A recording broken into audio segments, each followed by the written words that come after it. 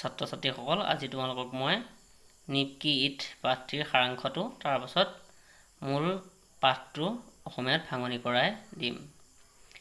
নিপকি it Benipuri जी के रोचक एवं प्रेरक ललित निबंधों में अन्यतम है। क्वेश्चन निपकी इट भेटीटा बेनीपुरीर ভাল লগা প্ৰেৰক প্ৰেৰণাদায়ক আৰু আনন্দ रोचक মানে আনন্দ শুনি ভাল লগা বা ভাল লগা পঢ়ি ভাল লগা প্ৰেৰণাদায়ক ललित निबंध सৰু निबंधবিলাকৰ মাজত अन्यतम বুলি কৈছে।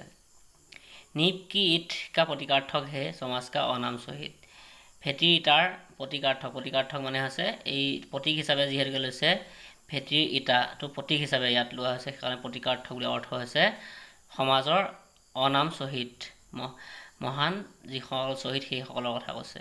जो बिना किस्सा किसी यश लोभ के समाज के नवनिर्माण हेतु आत्मबलिदान के लिए प्रस्तुत है।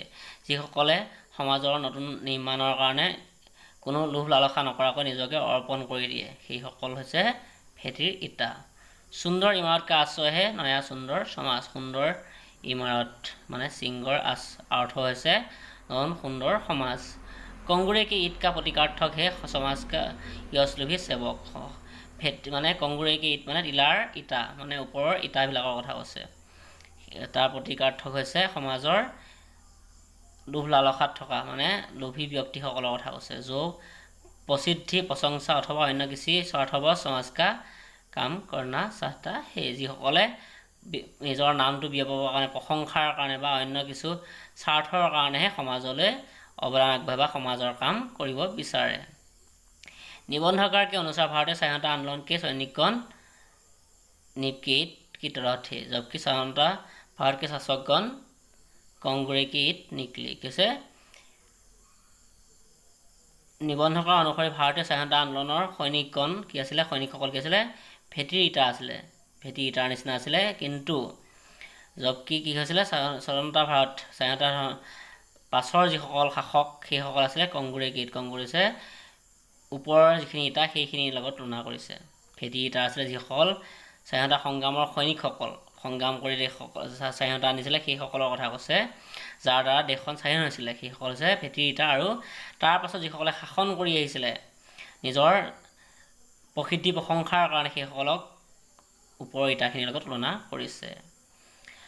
भारतवर्ष के 7 लाख गांव, हजारों शहरों और 100 करोड़ कारखानों के नवनिर्माण हेतु निपकी इट बनने के लिए तैयार लोगों की जरूरत है। कैसे भारतवर्षर 7 लाख गांव, 1000 शहर, 100 करोड़ कारखानार नवनिर्माणৰ কাৰণে भेटीर इटार प्रयोजन হৈছে। परंतु विडंबना यह है कि आज कंगुरे की इट बनने के लिए चारों ओर होरा होरी मची है, निपकी इट बनने की कामना लुप्त हो रही है। কিন্তু विडंबना দুখ লগা কথা এইটোৱে যে আজি ওপৰৰ ইটাখিনি হ'বলৈ বা নিজৰ যশস্যা বৃদ্ধি কৰিবৰ কাৰণে চাৰিওফালে চিঞৰ বাখৰ লাগি আছে, কিন্তু भेटीर ইটা হ'বলৈ কামনা কাৰোৱে নাই।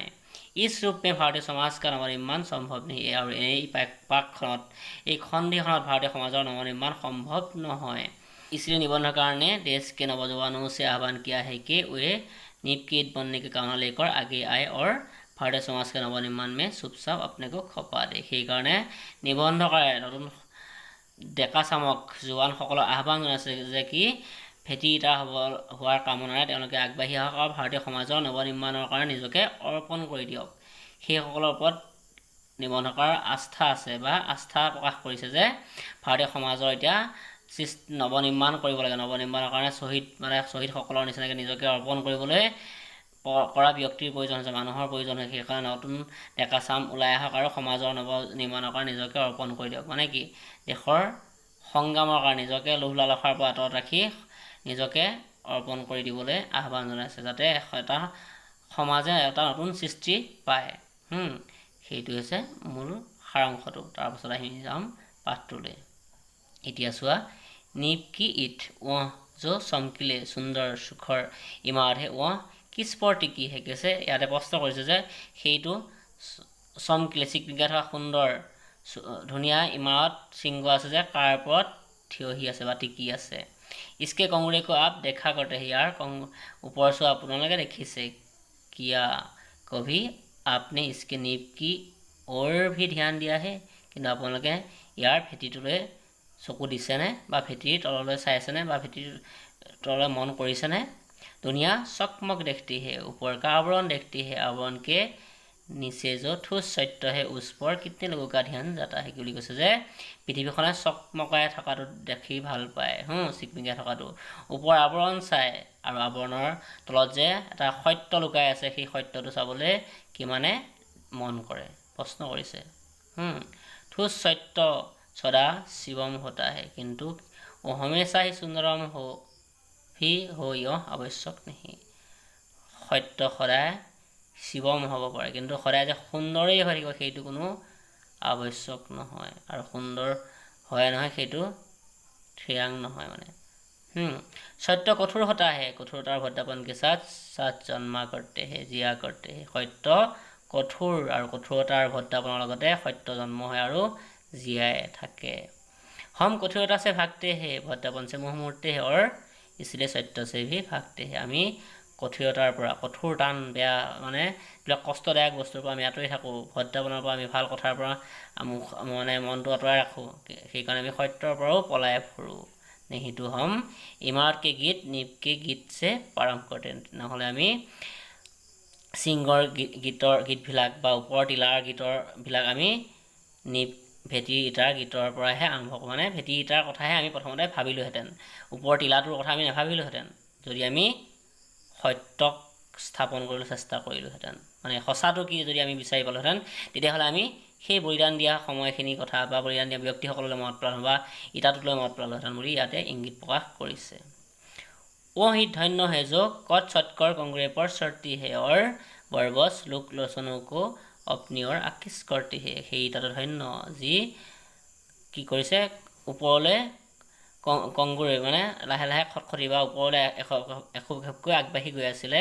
বা ওপৰলৈ উঠিছে আৰু সদায় মানুহৰ যশস্যাৰ প্ৰাপ্ত হৈ আকৰ্ষিত হৈ ৰৈছে কিন্তু ধন্য হে ওহিত কিন্তু ধন্য সেইটো ইটা হে जो जमीन के 7 हाथ नीचे जाकर गड़ गई और इमारत के पहले ईट बने কিন্তু ধন্য সেইটো ইটা যিটো মাটিৰ 7 হাত তলত থাকি নিজকে অৰ্পণ কৰিছে আৰু সিংহটোৰ প্ৰথম ইটা হৈছে মানে কি প্ৰথম এটা ইটা এটা লাইন তাৰপিছত এটা লাইন তাৰপিছত এটা লাইন তেনেকৈ কৈ এটা ভেটি হয় ভেটিটোৰ পাছত ওপৰখিনি হয় লাহে লাহে আমি ভেটিটো তলত থকা ইটাখিনিলৈ যেন মন কৰোঁ মাটিৰ তলত সোমাই থাকে হয় কিন্তু সেই ইটাটো বা সেই লাইনটোৰ কাৰণে আজি আমি এটা অট্টালিকা বা এটা ঘৰ পৰিপূৰ্ণ লাভ কৰিছে তেনেকৈ সেই ভেটি ইটাটোৰ লগত আমাৰ শ্বহীদসকল মহান ব্যক্তিসকলৰ অৱদান জড়িত হৈ আছে অৱদান ইয়াতে নিহিত যিটো পাৰ্থক্যতাৰ কথা উল্লেখ কৰিছে যে সেই মহান ব্যক্তিসকলৰ লগত আজি নিজৰ প্ৰশংসাৰ কাৰণে চিৰবাখৰ কৰি ফুৰা যিসকল সহজতে যিসকল আমি পাওঁ সেইসকল নেতা পালি নেতাৰ কথা ইয়াতে উল্লেখ কৰিছে ইয়াতে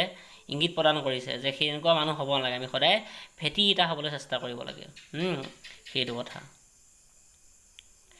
क्योंकि इसी पहले ईट पर उसकी मजबूती और पुष्पेपन पर सारी इमारत की अस्थि नास्ति निर्भर करती है क्योंकि সেই কাৰণ কিয় প্ৰথম ইটাটোৰ ওপৰতে সম্পূৰ্ণ ঘৰটোৰ মজবুত যিটো তাকত সম্পূৰ্ণ স্থিতি নিৰ্ভৰ কৰি আছে আৰু তাৰ যাৰ জৰিয়তে সেই ঘৰটো হৈছে उस ईट को हिला दीजिए कंगुरे बेतहा जमीन पर आग रहेगा कैसे সেই ইটাটো অতৰাই দিয়া ওপৰ সিংহটো বা ওপৰ যিখিনি ইটা সেইখিনি অটোমেটিক নিজে নিজে মাটিত খহি পৰিব কাৰণ আমি যদি ভেটিটো টিলা মানে ভেটিটো বা পিনটোত থকা তলৰ লাইনটো আমি ভাগি দিওঁ তেতিয়াহ'লে অটোমেটিক সেই ঘৰটো বাগৰিব বা আমাৰ খুঁটাটো মেইন খুঁটাটো যদি অতৰাই দিওঁ সেই ঘৰটো বাগৰি পৰিব সেই কথাখিনিকে উল্লেখ কৰিছে মানে কি সেই সকল ব্যক্তিৰ অৱদান যদি নাথাকিলেহেঁতেন আমি কেতিয়াও আমি হিচাপত থাকিব নোৱাৰিলোঁ আমি হয়তো স্বাধীনতা নাপালোহেঁতেন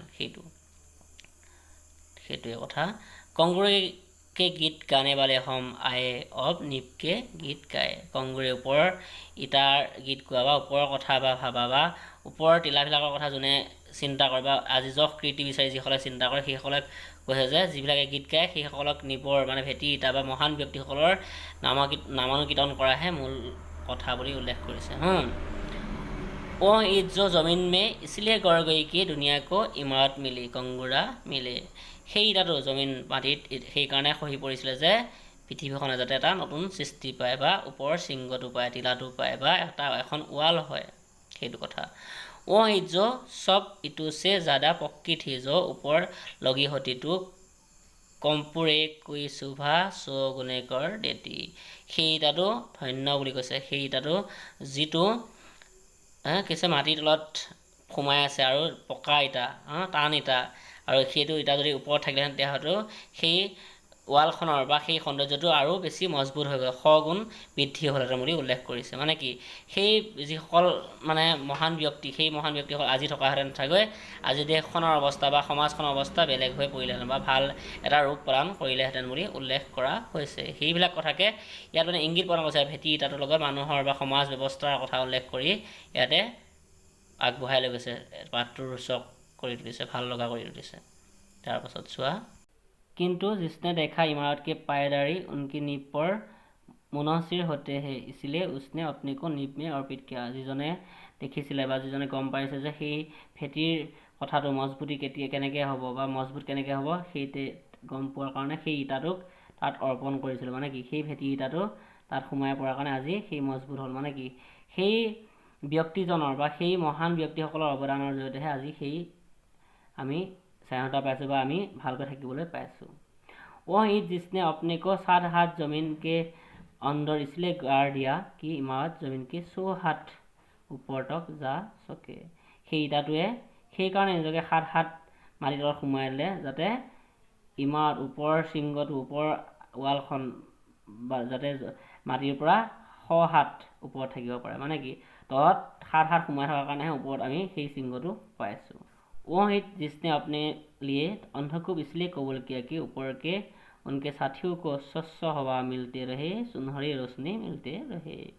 সেই ইটাটোৱে এইটো কাৰণে নিজকে অন্ধকূপত ৰাখিছিলে বা অন্ধাৰত ৰখাটোৱে বা থকাটোৱে নিজৰ কাৰণে স্বীকাৰ কৰি লৈছিলে বা থকাটোৱে ভাল বা থাকিবলৈ বিচাৰিছিলে। সেইকাৰণে যাতে ওপৰৰ তেওঁৰ সংগীসকলে, বন্ধুসকলে স্বচ্ছ হাৱা, মুকলি বতাহ পায়, ভাল পোহৰ পায়। মানে কি, ওপৰলৈ যাতে এটা ভাল সৃষ্টি হয়, সেইকাৰণে তলৰ ইটাটোৱে নিজকে অৰ্পণ কৰি দিছিলে। ईद जिसने अपना अस्तित्व इसलिए विलीन कर दिया कि संसार एक सुंदर सृष्टि देखे। সেই ইটাটোৱে যিটোৱে নিজৰ অস্তিত্বকে বিলীন কৰি পেলাইছিলে, যাতে সংসাৰখন এটা নতুন সৃষ্টি পায়, নতুন সৃষ্টি দেখে, নিজকে অৰ্পণ কৰি দিছিলে। বাকীখিনি আমি পাছত চাম। ধন্যবাদ।